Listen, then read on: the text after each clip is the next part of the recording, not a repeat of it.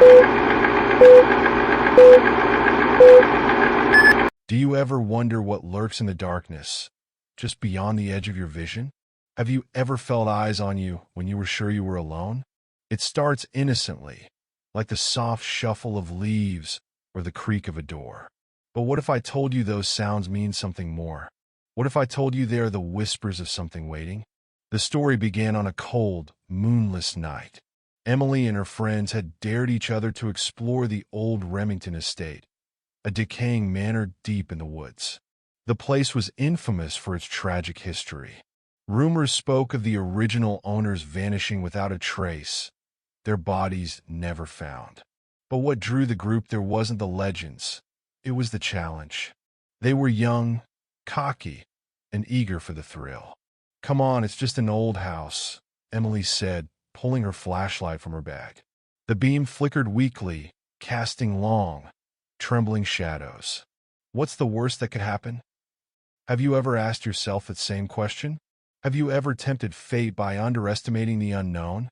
The group of five trudged through the undergrowth, their laughter and banter masking the unease simmering beneath the surface. Emily led the way, her long, dark hair swinging as she pushed past branches. Behind her were Jason, the self-proclaimed skeptic, Claire, who seemed braver than she felt, Nate, quiet but constantly recording on his phone, and Lily, the jumpy one, clutching a small stuffed keychain like a talisman. When they reached the estate, the air changed. It was colder here, the silence pressing like a heavy weight. The manor loomed above them, its windows gaping like empty eyes, the wood weathered and splintered. Vines crawled up its sides, reaching for the roof as if to pull the structure into the earth.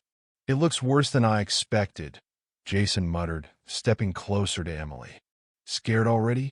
Emily teased, but her voice held a nervous edge. "Do you feel it too?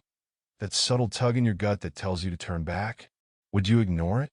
Inside, the air was damp and musty. The group's flashlights sliced through the oppressive darkness, revealing broken furniture, peeling wallpaper, and shattered glass. The floor creaked underfoot, each step echoing like a drumbeat. The deeper they went, the more the house seemed to come alive, its groans and sighs growing louder. "It's just the wind," Claire whispered, but her voice quivered. The first real scare came when Nate's flashlight flickered out. He cursed, smacking it against his palm. In the sudden dimness, a sound broke the tense silence, a faint, wet whisper, as though someone was dragging their feet through mud. "What was that?" Lily hissed, clutching Claire's arm. "Relax," Jason said, though his voice lacked conviction. "Probably a raccoon or something." But they all felt it. The shift in the air, the sensation of being watched.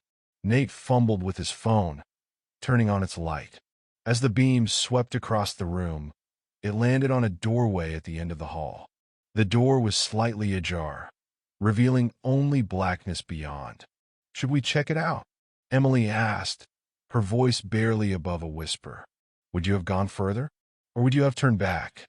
They moved as a group, their lights trembling against the dark.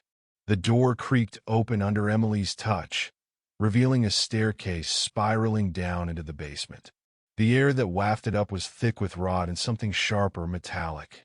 "No, not going down there," Lily declared, stepping back. "Come on," Emily urged. "We've come this far." Jason shrugged, descending first. The others followed reluctantly, the stairs groaning under their weight.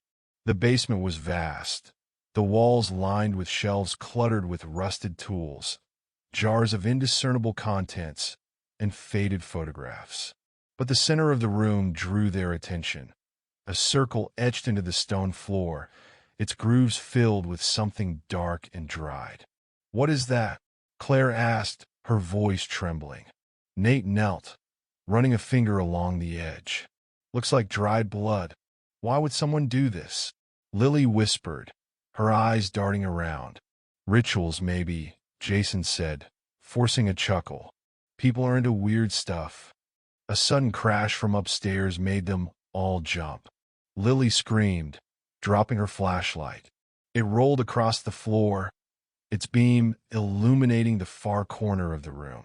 Something moved there, just beyond the edge of the light, a shadow within the shadows.